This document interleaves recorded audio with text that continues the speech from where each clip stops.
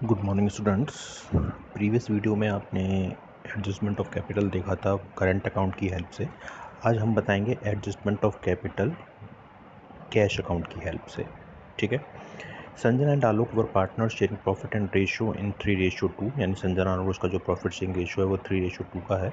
उनकी जो balance sheet है 31 मार्च 2018 की, वो ईयर गिवन है और ये लाइबिलिटी साइड का आइटम है। Creditor 60,000, workman compensation fund 60,000, capital Sanjana की 5 लाख और आलोक की 4 lakh, total 9 lakh.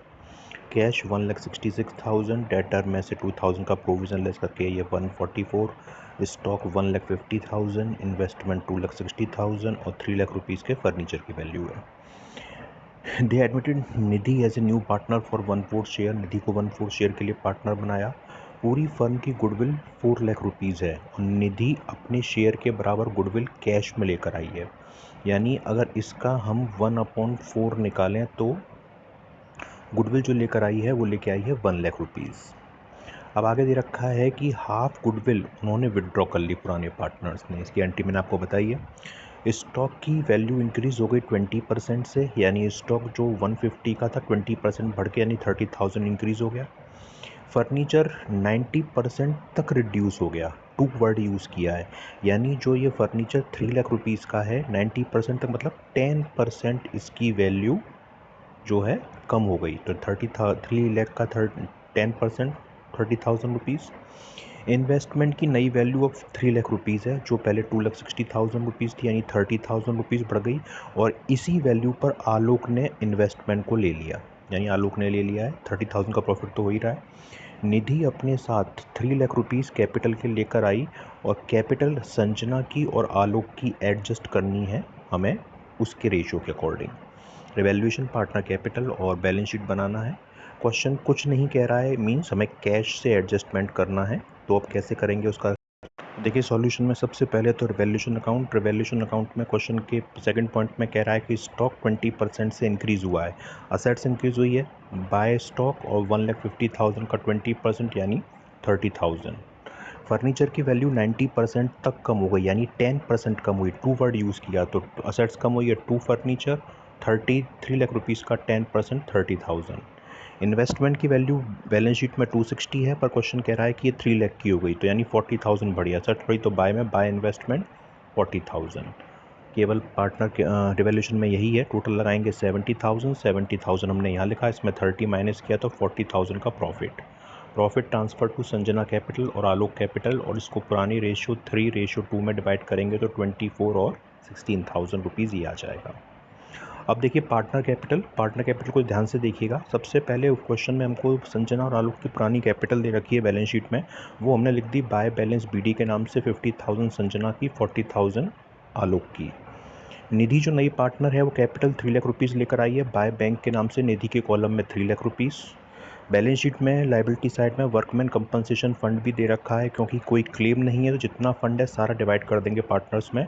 Bye workman compensation fund के नाम से 36,000 रुपीज़ संजना का और आलोक का 24,000, 3:2 में डिवाइड करके। नीचे देखिए मैंने कैलकुलेशन की है गुडविल की। 4 लाख रुपीज़ फर्म की गुडविल है और निधि का शेयर 1/4 यानी 1 लाख रुपीज़ उससे गुडविल लानी है, क्योंकि कोई भी नई इन्फॉर्मेशन न्यू रेशियो की है नहीं, तो सेक्रीफाइस रेशियो 3:2 हो जाएगा। इसी में ही डिवाइड करेंगे तो 60 और 40। तो by premium of goodwill 60,000 Sanjana का, 40,000 आलोक का। रिवैल्यूएशन से ऊपर में प्रॉफिट हुआ था, प्रॉफिट बाय में आता है। बाय रिवैल्यूएशन 24 संजना का, 16,000 आलोक का। क्वेश्चन कह रहा है कि जितनी गुडविल निधि लाई है आधी गुडविल विड्रॉ कर ली संजना और आलोक ने, तो आधी गुडविल जो विड्रॉ करी है वो इसी अमाउंट का हो जाएगा जितनी वो लेकर आया है। तो 2 बैंक के नाम से दिखाएंगे इसको, 60 की संजना का आधा 30 और आलोक की 40 का आधा 20,000। इन्वेस्टमेंट को आलोक ने टुक ओवर कर लिया, तो कोई पार्टनर असेट्स टुक ओवर करता है तो वो डेबिट में आता है, तो 2 इन्वेस्टमेंट और आलोक के कॉलम में 3 लाख रुपीज़। अब टोटल लगाएंगे 6,20,000 इसका संजना का टोटल है, ये हमने यहाँ लिखा, और इसमें से 30,000 माइनस की तो बैलेंस बचा 5,90,000। आलोक का टोटल हो रहा है 4,80,000, ये हमने यहाँ लिखा, इसमें से 3 लाख और 20,000 माइनस किए 1,60,000।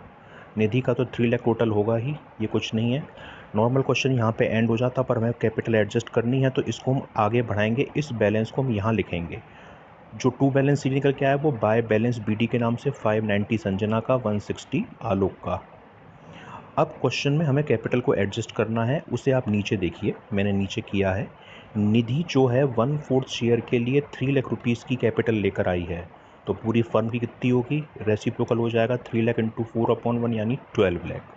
12 लाख में से निधि का शेयर आप माइनस कर दीजिए तो बची फर्म की कैपिटल 9 लाख, और 9 लाख की कैपिटल को आप इनके 3:2 में डिवाइड करोगे तो 540 और 360, यही कैपिटल हमने यहाँ लिखी है। आप देखें तो टू बैलेंस CD के नाम से 540 संजना की और 360 आलोक की। अब फाइनली दोबारा बैलेंस निकाला जाएगा, तो देखिए संजना का टोटल यहाँ का ज़्यादा है 590, वो 590 हमने यहाँ पे लिखा, सॉरी 590 यहाँ है, ये हमने यहाँ लिखा और उसमें 540 माइनस किया तो डेबिट में बैलेंस आया 50,000। जो आलोक है उसका टोटल यहाँ का ज़्यादा है 360 यहाँ लिखा, इसमें 160 माइनस किया तो 2 लाख रुपीज़ इसका बैलेंस। क्योंकि कैश से एडजस्ट करना है तो हम यहाँ पे जो बैलेंस निकल के आया है उसे हम बाय कैश और टू कैश लिखेंगे। पिछले क्वेश्चन में हमने करंट से लिखा था, लेकिन यहाँ पे कैश से करना है तो हम कैश लिखेंगे। अब जब हम कैश से कैपिटल को एडजस्ट करते हैं तो हमें एक अकाउंट बनाना पड़ता है, बैंक अकाउंट या कैश अकाउंट जो भी कहें। तो उसके फॉर्मेट में सबसे पहले जो बैलेंस शीट में बैंक का बैलेंस दे रखा है वो हम लिखेंगे टू बैलेंस BD के नाम से 1,66,000। निधि जो कैपिटल लेकर आई है, यानी नया पार्टनर जो कैपिटल आता है वो भी डेबिट में आती है, तो टू निधि कैपिटल और 3 लाख रुपीज़ उसकी 3 लाख रुपये गुडविल। इसके अलावा जो गुडविल का अमाउंट लाया है वो भी यहाँ पे लिखा जाता है, टू डेबिट साइड में to premium of goodwill 1 lakh rupees. इसके अलावा जो पार्टनर कैपिटल का बैलेंस आया है ये वाला, ये क्रॉस पोस्ट होता है, मतलब बाय में आया है तो टू में, और टू में आया है तो बाय में ये पोस्ट होता है। तो देखिए जो आलोक है उसका बाय में आ रहा है तो ये यहाँ पर टू में लिखा जाएगा, to Alok capital 2 lakh rupees. Sanjana का टू में आ रहा है 50,000, ये बाय में लिखा जाएगा, बाय संजना कैपिटल 50,000 रुपीज़।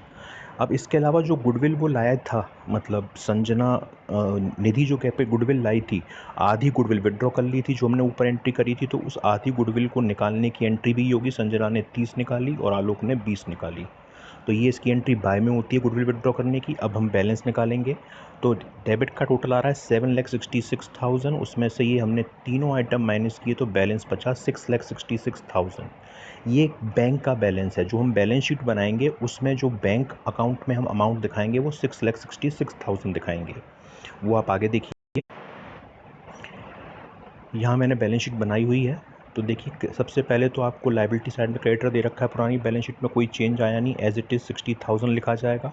एक वर्कमैन कंपनसेशन फंड दे रखा है, वो आपने डिस्ट्रीब्यूट कर दिया, कोई क्लेम है नहीं तो वो आना नहीं है। कैपिटल अब जो हमने नई निकाली थी पार्टनर्स की एडजस्ट करने के बाद, संजना की 540, 360 आलोक की और 3 लाख रुपीज़ तो लाया निधि है ही, तो 12 लाख रुपीज़ ये हो जाएगी।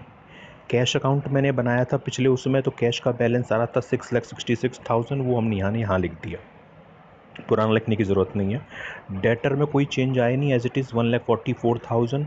स्टॉक की वैल्यू 20% इंक्रीज़ हो गई तो ये 180 हो गया, और फर्नीचर की वैल्यू 10% कम हो गई तो ये 270 हो गया। तो टोटल दोनों साइड की बैलेंस शीट का 12,60,000। तो ये तब का क्वेश्चन है जब हम बैलेंस शीट में कैश के हेल्प से पार्टनर की कैपिटल को एडजस्ट करते हैं। ध्यान रखिएगा ये दो क्वेश्चन हैं, एक करंट से कैश से, इनके मोस्टली चांसेस रहते हैं कि लॉन्ग क्वेश्चन में ये क्वेश्चन ज़रूर आएँ।